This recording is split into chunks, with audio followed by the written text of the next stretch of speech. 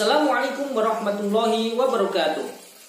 Anak-anak yang hebat dan soleh-solehah, pada materi pendidikan agama Islam kelas 4 kali ini kita akan melanjutkan pembahasan bab yang keempat, subbab yang kedua, yaitu tentang tayamum.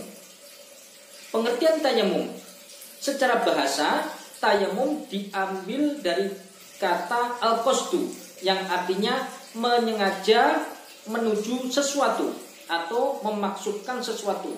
Adapun pengertian tayamum secara istilah adalah menyengaja mengusap tanah atau debu yang suci pada muka dan kedua tangan dengan syarat-syarat tertentu.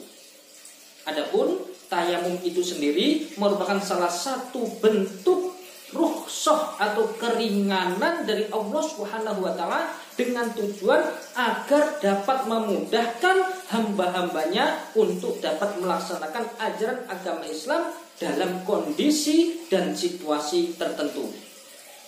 Adapun dasar-dasar disyariatkan untuk bertayamum itu terdapat di dalam Al-Quran surat An-Nisa ayat 43 dan juga Al-Quran surat Al-Maidah ayat 6 dan juga dikuatkan di dalam salah satu hadisnya Rasulullah SAW. Adapun faktor-faktor atau sebab diperbolehkan seseorang itu bertayamum, yang pertama karena tidak adanya air. Kemudian yang kedua karena takut terkena air. Nah, takut di sini itu dikarenakan karena sakit atau terluka yang tidak diperbolehkan kena air. Jika terkena air dimungkinkan dapat lebih parah sakit atau lukanya itu tadi. Adapun sebab diperbolehkan untuk bertayamum yang ketiga karena kondisi atau airnya yang sangat dingin dan kuat dugaan akan menimbulkan sebuah kemandorotan ataupun kerusakan terhadap orang itu sendiri. Kemudian sebab diperbolehkan tayamum yang keempat yaitu karena sulit mendapatkan air. Nah, kesulitan mendapat air ini bukan karena tidak ada, akan tetapi ketersediaan air yang terbatas dan ada hal lain yang lebih penting di dalam pemanfaatan air tersebut. Contohnya, memiliki air tetapi hanya dapat digunakan untuk minum atau kebutuhan pokok manusia atau hewan. Contoh lainnya, takut kehilangan barang atau juga kehilangan nyawa ketika mencari sebuah air. Anak-anak yang dirahmati Allah Subhanahu wa taala, adapun syarat-syarat seseorang itu boleh melaksanakan tayamum, yang pertama yaitu mencari terlebih dahulu. Nah, ketiadaan air itu harus dipastikan terlebih dahulu dengan cara mengusahakannya, baik dengan cara mencarinya maupun membelinya. Nah, apabila sudah diusahakan dengan berbagai cara untuk mendapatkan semua jenis air yang dapat digunakan untuk bersuci, namun tetap tidak mendapatkan, maka barulah diperbolehkan untuk bertayamum. Adapun syarat tayamum yang kedua yaitu harus memakai debu yang suci. Diperbolehkan debu yang ada di tanah, di dinding, meja, atau yang lain asalkan tempat tersebut itu suci. Sedangkan syarat yang ketiga dari tayamum adalah telah masuk sholat fardu. Tidak boleh bertayamum sebelum masuk waktu sholat fardu, karena dikhawatirkan ketika masuk sholat fardu ternyata sudah ada airnya. Sedangkan syarat tayamum yang keempat adalah tayamum itu digunakan untuk setiap sholat fardu saja. Tayamum hanya dapat digunakan untuk satu sholat fardu saja. Untuk itu selama belum ada air ketika hendak melakukan sholat fardu yang lainnya, maka harus atau wajib melakukan bertayamum lagi. Namun untuk sholat sunnah meskipun hanya satu tayamum saja, maka diperbolehkan untuk melakukan sholat sunnah berkali-kali. Berikutnya yaitu rukun tayamum, di mana rukun tayamum itu ada 4. Yang pertama adalah niat tayamum. Adapun lafadz daripada niat tayamum adalah nawaitu tayammuma listibahati sholati fardhul lillahi ta'ala, yang artinya aku niat tayamum untuk diperbolehkan sholat fardu karena Allah Subhanahu wa taala. Kemudian rukun tayamum yang kedua yaitu mengusap muka dengan debu. Adapun rukun tayamum yang ketiga yaitu mengusap kedua tangan dengan debu. Nah, berkaitan dengan batas mengusap tangan pada tayamum itu ada perbedaan pendapat di kalangan ulama.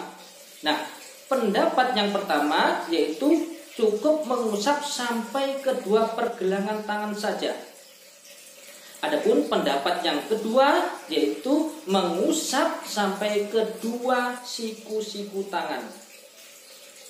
Nah, untuk itu agar lebih sempurnanya di dalam pelaksanaan bertayamum, kita dapat mengusapnya sampai dengan siku-siku. Dan yang terakhir daripada rukun tayamum, yang keempat adalah tertib atau urut. Berikutnya, hal-hal yang membatalkan tayamum itu ada 4. Yang pertama yaitu semua yang membatalkan wudhu. Yang kedua, adanya air sebelum masuk waktu sholat. Yang ketiga, mampu menggunakan air setelah sebelumnya tidak mampu menggunakannya. Adapun hal-hal yang membatalkan tayamum yang keempat adalah murtad atau keluar dari agama Islam. Nah, itulah sebab-sebab, syarat, rukun, dan hal-hal yang membatalkan tayamum. Berikutnya tata cara bertayamum. Adapun langkah-langkah di dalam bertayamum adalah sebagai berikut. Yang pertama, menepukkan kedua telapak tangan ke tanah atau ke debu yang suci. Kemudian menipiskan debu dengan cara menghembus atau menepuk kedua pergelangan tangan. Boleh seperti ini ataupun dibalik. Kemudian yang ketiga, mengusap kedua telapak tangan ke muka. Caranya, kedua telapak jari itu diusapkan di bagian kening, sedangkan kedua telapak tangan itu diusapkan di kedua pipi. Dan kedua ibu jari atau jempol diusapkan di bagian bawah dagu dan diakhiri dengan mengusap ke depan. Adapun cara yang berikutnya adalah menepuk kedua telapak tangan ke tanah atau debu yang kedua. Nah, ketika menepuk tangan ke tanah yang kedua, silahkan mencari tempat yang berbeda dari tempat tepukan yang pertama. Tadi yang di sebelah kiri, kemudian yang kedua di sebelah kanannya. Setelah itu memisahkan debu dengan cara menghembus atau menepuk kedua tangan atau kedua pergelangan tangan seperti tadi. Nah, berikutnya kemudian mengusapkan kedua telapak tangan di kedua tangan kanan dan kiri. Tahapannya adalah sebagai berikut. Telapak jari kiri diusapkan pada punggung jari dan tangan kanan sampai siku. Kemudian tangan kanan dibalik, bagian telapak kiri mengusap ke bagian dalam tangan kanan hingga pergelangan. Dan ibu jari atau jempol itu berada atau mengusap di bagian punggung ibu jari yang kanan. Nah, setelah itu telapak kanan mengusapkan pada tangan kiri dengan proses yang sama seperti pada tangan kanan. Nah, itulah tadi anak-anak yang dirahmati Allah Subhanahu wa taala, tata cara dalam bertayamum. Semoga kita dapat memahami dan mengamalkannya sehingga ibadah kita dapat diterima oleh Allah Subhanahu wa taala. Terima kasih atas perhatiannya. Wassalamualaikum warahmatullahi wabarakatuh.